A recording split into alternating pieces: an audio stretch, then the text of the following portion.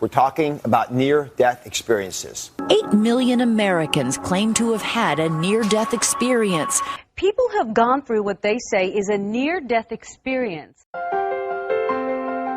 A month after my 21st birthday, I traveled from Montana up to Alberta, Canada to ice climb on a world-famous ice pitch. At 8 o'clock that night, the temperature dropped drastically. Since we had no equipment to keep ourselves warm, our best bet for survival was to try to get off the mountain. It was 150 feet down. We rappelled in the air on this overhang to a large area. We were stuck. And I was cold, though, and I'd never been that cold. And I had frostbite on my fingertips and my nose and my toes and my cheeks and my chin, and I had hypothermia. And then I fell asleep. And only this time, I didn't lose consciousness, but I knew that I had fallen asleep. And I felt myself being sucked out of my core like a vacuum. And I resisted with all this strength that I had built up through the survival journey that I was on, and I tried to stay in my body, and I couldn't. It irresistibly pulled me out, and I died. And I found myself in a great dark void, infinite, without a body, but with full consciousness, like a sphere of consciousness. And in front of me, if I had a front, was this gigantic door. And the door was 30 yards wide and 70 yards tall, and it was the proverbial tunnel that people talk about was through this gateway. And I said, "Am I dead?" And the voice of God, with no voice and no language, said to me, "Yes, you're dead." And I said, "But I haven't gone through the door yet." And the voice of God said, "No, you haven't." I said, "Well, do I have to go through the door? I have this sister, you see, that left our family and broke my mother's heart. And I didn't want to break my mom's heart again. And die and leave them." And God said and showed me, he said, the love with which I love you now, I have always loved you. And that same love that I love you with now, I love your family, and I love each person on earth with this fullness of love and forgiveness and knowing and mercy that you feel right now, and beauty, and all will be well, and your family will be okay. And the next thing I knew, I was being screwed back into my body like an ice screw that you use to put into the ice to hang on, and it was painful and it hurt, and I got driven into my body from my stomach, and I came to, and my partner Tim had me by the shoulder, and he was screaming at me, "Don't die, don't leave me here." And I kept my mouth shut about what had happened for close to 20 years.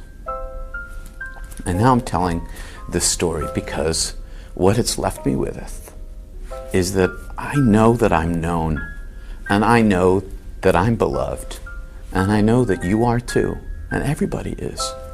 And I know that this is not the end of life, that this is just the passage through to real life. And it's this long, and that's how much time we have till we get to go home. And I'm waiting. That's my story.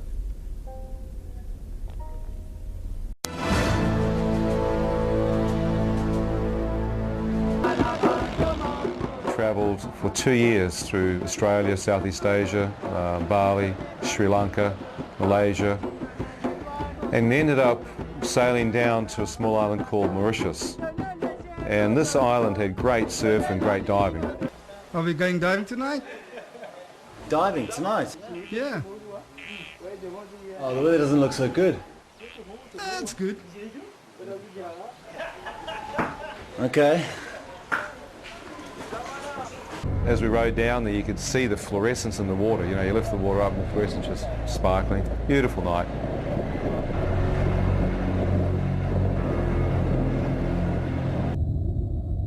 So I looked around the water and started making out these jellyfish, box-shaped, finger-like tentacles. I thought, well, is that a jellyfish? Yeah, it must be. So I reached out, and sure enough, it was a jelly. And it felt like thousands of volts of electricity went through my arms. It literally shook me in the water.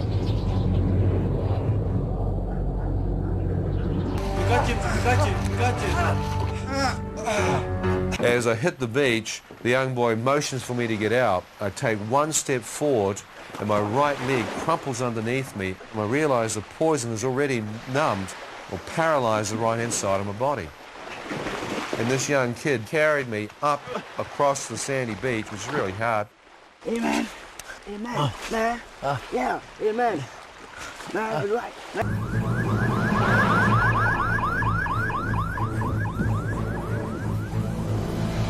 So I said, God, I need to know your will, but if you can help me through this, I'll seek it out. I'll find it and I'll follow you. I'll honour you all the days of my life.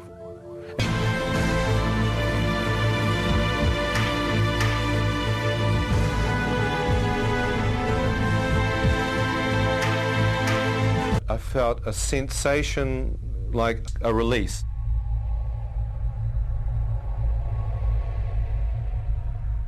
The battle to stay alive had finished.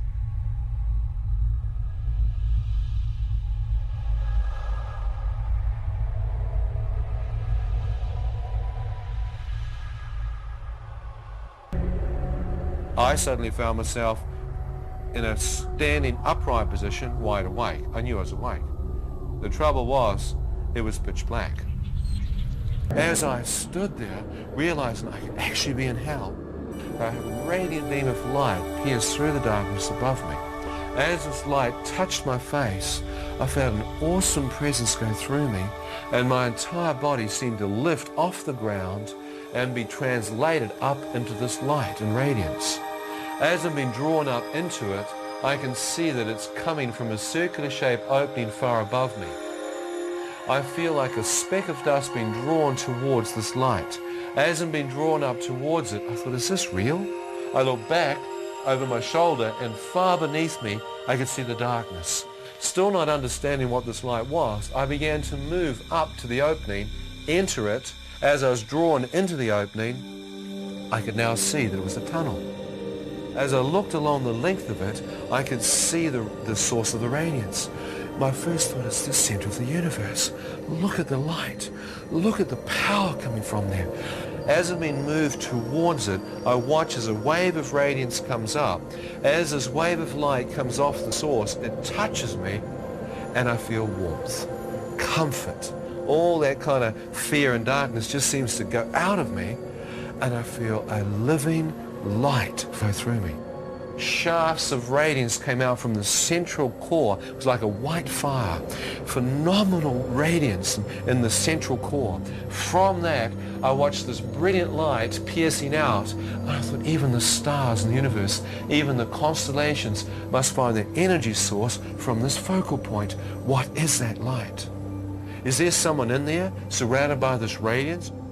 As I questioned that in my own mind, a voice spoke to me from the center of the light. The moment I hear his voice, I recognize it to be the same voice that spoke to me in the ambulance, telling me to the Lord's Prayer and whether I'd forgive. And he said, Ian, do you wish to return? If you wish to return, you must see in a new light. Words appeared in front of my eyes. God is light, and in him there is no darkness at all. I thought, God is light. Could that possibly be God? And in him there's no darkness at all. I've just come from darkness. Whoever this being is, he is completely separate from darkness. I see no shadow. I see no evil, only pure white radiance.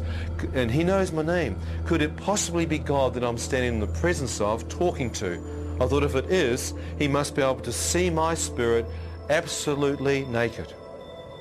He must see everything. I began to pull back. As I began to pull back towards the darkness of the tunnel, I watched a wave of radiance come off him. I expected it to touch me and literally catapult me back into the pit. But as this wave of light emanated forth off him, it moved through me, and all I got was love. The love was causing me to literally blubber. I was actually just bawling my eyes out. And I could feel an acceptance coming. I said, God, you can't love me. I've cursed you. More love. I said, I've committed all kinds of sins. I've slept around and taken drugs. More. As the love kept coming, I then literally divulged what I knew to be the most debauched things in my life. As the light began to open up, I became aware that standing in the center, I began to make out a man's bare feet. Around his ankles were dazzling white robes, garments, not garments of cloth, but garments of light. As I looked out and saw that, I began to lift my face up to see the chest of the man, and his arms were outstretched with dazzling white robes, as if to welcome me. As I looked, I knew that I was looking upon God. Such... You're just awestruck. You can't be prepared. You have no way you can be prepared to see this. I stood in absolute amazement. And as I looked towards his head, his hair was white radiance. Out of his face appeared to be light billowing forth, literally permeating out of his entire face. You couldn't see the features of his face because the light was 7 to 10 times brighter than all the light I'd seen, and it was literally emanating forth from his face. I began walking closer towards him. I wondered if I could just see his face. I'll know who God is. As I got within a few feet of his presence, I began to place my face into the light. And it didn't hurt your eyes. It was like you could look into it. As I placed my face closer in towards his face, hoping I'd break through that veil, as my face did, he suddenly moved. I saw an opening in a circular shape like a window into eternity, or a door into eternity. As I looked through this, I could see an entire new earth open up before me. It was like I was standing on the threshold of eternity and I was getting a glimpse into it. As I'm looking, I can see grass with the same light and life emanating forth from it. I can see flowers, fields. I knew if I stepped on the grass, it would not damage it. The colour and the energy and the life emanating from it, it was amazing. I see a river or a crystal clear stream, trees along its banks, rolling hills to the left. I look out to my right, mountains in the distance, blue sky, crystal clear. I'm standing there and I'm going, this is paradise. As I'm looking, I know that I belong here. It's like I knew I had been created by God to live here. I thought, why wasn't I born here in the first place? Why was I born on this earth? I knew I'd come home. I knew I'd traveled the world looking for that paradise, and here it was in front of me. I thought, I'm home. I'm home. As I started to move in, his presence came right back in front of me and blocked the way.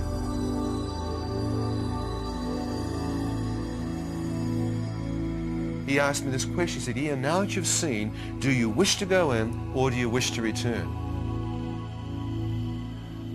God, I'm not married. I've got no children.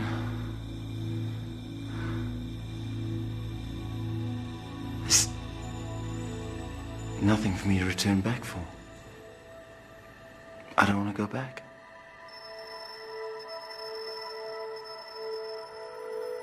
As I look back, to my amazement, God showed me one person that had loved me. The moment I saw my mother directly behind me, I wept. I thought, I've just not only lied to God, but there is someone who loved me. And I thought, if I'm dead, and this is actually happening, and I step through into paradise, into the presence of God, will my dear mother have any idea that her heathenistic son prayed in that ambulance, repented of his sins, gave his life over to God, and God heard this young man and caught him up into paradise? I thought, my mother will think her son went to hell. I thought she'd get a telegram or a telex saying your son died last night. Would you like him shipped home in a box or a jar of ashes? I thought if that happens, it could destroy her. She's suffered so much, she's lost her family. And I thought, how selfish would it be for me to step through and leave my mother to bury me and think I went to hell?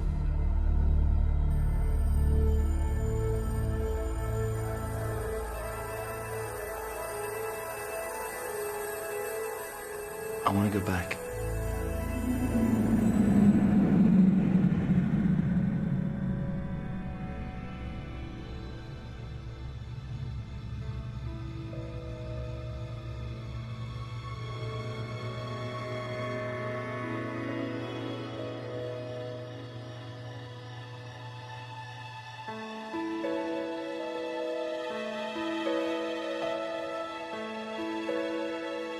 I was instantaneously back in my physical form in a hospital with the doctor that had been working on me holding my right foot in the air with a sharp instrument like a scalpel or a knife prodding the base of my foot. I could feel nothing, prodding it like a dead piece of meat.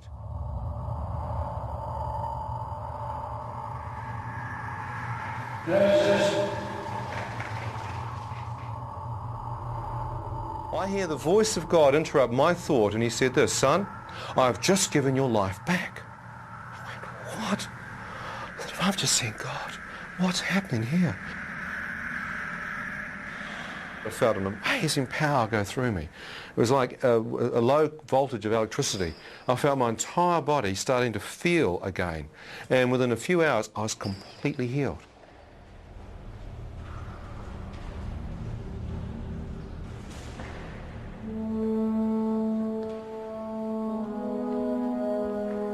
I said, God, what have I become?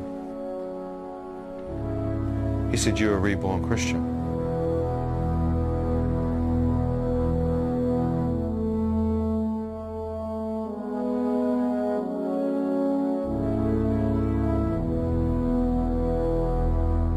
I had a near-death experience 11 years ago, and the reason why I had the near-death experience was I was taking a class 4 narcotic diet pill at the time that was designed to be taken only for 3 months, and I took it for 9 years.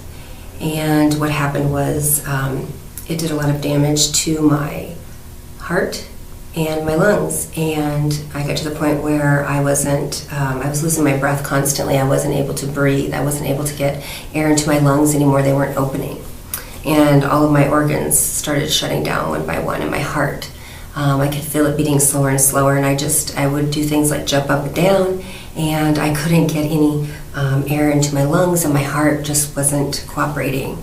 And I lost consciousness as a result, and took my last breath. And as I took my last breath, that's when I left my body. And I remember as I'm leaving my physical body, floating up to the ceiling and glancing down one more time at the paramedics that were coming to help me, and knowing that that was me, and yet I was up above at the same time with the real me, the spiritual soul, watching all of these events unfold. And I let go. And as soon as I chose to let go, that's when I was embraced by this incredible light in this tunnel that propelled me at an incredible force. It was so powerful and so magnificent, so loving. I've never ever felt this kind of love before, and it's really a challenge to put in words to describe the magnitude of the love and the embrace that I felt in this tunnel. And I effortlessly was propelled with force and got to the very top of the end of the tunnel where the light was, and in that very moment I was delivered into the hands of God. And God and I stood together, and God was on my right, and heaven was behind us. And God and I stood together. And as we're looking out in front of us at the galaxy and all of the stars in front of us, I hear in my left ear, it was a vintage sounding projector, and it sounded like a movie was starting. And as soon as I heard the projector going in my left ear, I could see the stars that were just stars at one time all of a sudden lined up like a curtain, and the curtain opened slowly to the right, and I heard 3, 2, 1, and it was a life review of Erica McKenzie on the projector screen. So it was God and I in a big movie theater in the Galaxy. And that's when my life review began. And literally for me, the life review was everything from that day that I was born up until that day that I had taken my last breath and I died. And in this life review, I was shown everything from things like losing a tooth, losing my first tooth, graduating from high school, any kind of awards that I had won in athletics or cheerleading, all of these things that were great accomplishments, and they were really happy times, but they were significant things that man deems as significant, if you will, accomplishments. And as I'm watching all of these events unfold in chronological order, I'm actually reliving the event in that very moment as if it had just happened the first time. As we're observing it, I'm living it. And we finally get to the end on the day that I died. And the movie screen turned off. And then all of a sudden, in front of me, I knew to look down, and it was this telepathic communication. And as I had the knowing I needed to look down, appear in front of me a pair of eyeglasses. And I've never worn glasses before, and God said to put them on, and I didn't know how I was going to put these glasses on, because I have to understand these glasses weren't normal pair of glasses that you would find here on Earth. These were the size of a vehicle, and I'm thinking to myself, how am I going to put these glasses on? I just don't even know. And I remember as soon as I had the thought of how am I going to do this, it didn't even matter. My hands were already drawing the glasses near to put them on my face, and by the time that I got them to my face, it wasn't even a problem. They fit perfectly, and I could see. I could really see. And then God said, now look. And as soon as he said, now look, again, I heard that vintage movie projector in my left ear. 3, 2, 1, the curtain opened again, life review of Erica McKenzie. So this was my second life review. And this time, I didn't see at all what I had seen the first time in the life review. This time I could see. And everything that I saw in this life review, starting with the day that I was born until that day that I had died, was not at all what I had seen before. This time these were things that were important to God, not important to man. And they were not at all those accomplishments that I talked about before. These were things like love and acts of kindness, things I couldn't even remember that I had done. Befriending someone that everybody was mean to, or a neglected an animal, and I helped an animal, or giving money to a homeless person when I didn't really have money to give. Helping someone across the street, an elderly person. Every single action, word, thought, feeling was all about love.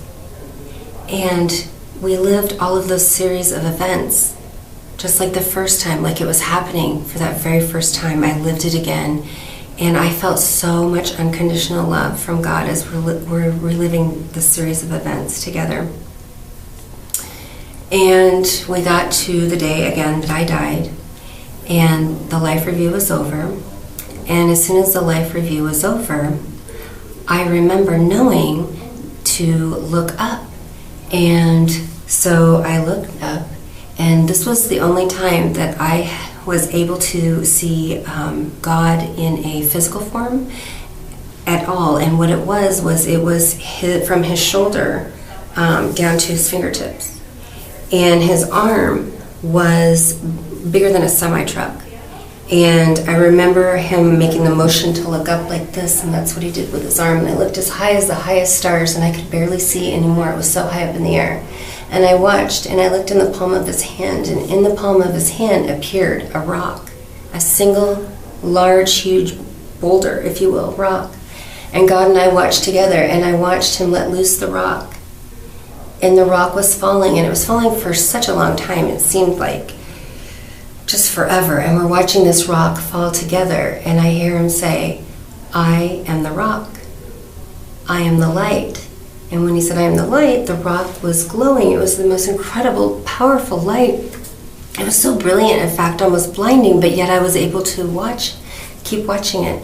And as the rock came right in front of us, and it's still falling, in front of me appeared the largest body of water, larger than the largest ocean, if you can imagine. I couldn't even see the borders outstretched all around me. And we watched this rock fall, and it fell into the ocean, and it made one single ripple, just one. And we watched that single ripple grow together, and that single ripple, it grew and it grew and it grew until you couldn't even see the borders of that ripple anymore. And God said to me, "You are the rock. You are the light. You are the ripple that affects mankind." And I knew in that very moment, with the 2 life reviews, what that meant. And it wasn't about just me, Erica. It was about each and every one of us being that very rock when we're here on this journey, this earthly journey as humans, that we affect each and every person, even if we never meet them, just like that rock did in that water and the rippling effect. And I understood what that meant. And then as soon as we were done with the rippling effect, God told me to look again. And I remember looking to my right this time. And all of a sudden in front of me, to my right, I look out and I'm like, those are shelves. And on these shelves, all of a sudden, they're brilliant white. And I mean, the colors, I can't even begin to describe in human words the magnitude of the colors. But what I can tell you is the colors were so magnificent that they took on a life, to be alive. If shelves, if you can imagine having a life, but they were alive. They were so full of life. And these shelves, on all these shelves, they went as high as the highest stars. And there was presents, gifts, if you will, like at Christmas. And not one gift was the same, not one. And I remember knowing to look out to the galaxy to my left, looking as far as I could past all the stars and planets, as far as it could go, and the shelves kept on going with gifts on them. And then I remember knowing to look to my right, and I looked behind me to my right, and I kept on looking as far as I could, and the shelves kept on going with gifts. Not one gift was the same, and there were so many. And God said to me, "Erica, in life, I give each and every one of you gifts, and they're all different, because that is part of my plan." And he said, when you were born, I gave you the gift. I gave you the gift of patience, and I gave you the gift of beauty. And I'm such a rule follower, I can't believe I argued with God. I didn't argue in a mean way, but when he said that, I found myself communicating and thinking the thought, oh, no, God, that can't be right. You didn't give me the gift of beauty because, you see, I had made some very bad choices in my life. And that's what resulted in me taking that pill, a diet pill. And I never thought I was good enough. I was always trying to be everything that man thought was good enough. And instead, what happened is I stifled who God really made me to be. And he stopped me and he said, "Erica," again, "I gave you the gift of patience. And I gave you the gift of beauty." And in that very moment, I knew what that meant. That beauty came from within my heart. And it's an extension of all of us, the love that we carry in our hearts. And I looked at all of the gifts on the shelves, and I knew how significant and beautiful and wonderful each and every one of these gifts that he gives all of us are.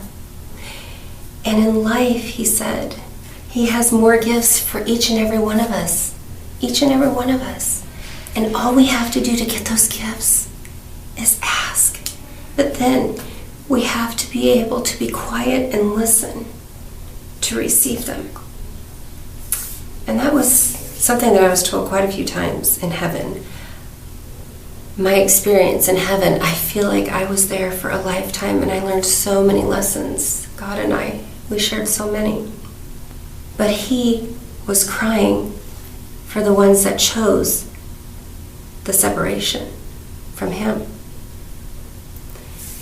And I understood in that very moment how much God loves each and every one of us and wants that connection with each and every one of us. But he loves us so much that he lets us have that choice to have that connection. And then it was time for me to go. And I told God I didn't want to go. I couldn't imagine. I knew that I was home. And I had no desire to go back. Even though my family was there, I knew at the same time they would be fine. Everything would be okay. And God said, "Child, you're not staying. You work for me now, remember?" And there was no arguing. He sent me back with that. Out of my near-death experience, I learned that your uniqueness is your value. And your value, that's your contribution on this earthly journey. And it's the most empowering, beautiful, wonderful thing, because each and every one of us are unique. And all the power that you need, all the answers, all the gifts, they're within. And those gifts, once you can identify those gifts and you grow those gifts, those beautiful gifts that make up your uniqueness, and you use those gifts here on your earthly journey, that's your contribution. And then you take other people and their gifts, and we're all different. That's part of God's plan. And we come together with our different, beautiful, amazing gifts. And we work together with those different gifts. And together, that's when we'll do great things. And we'll change the world.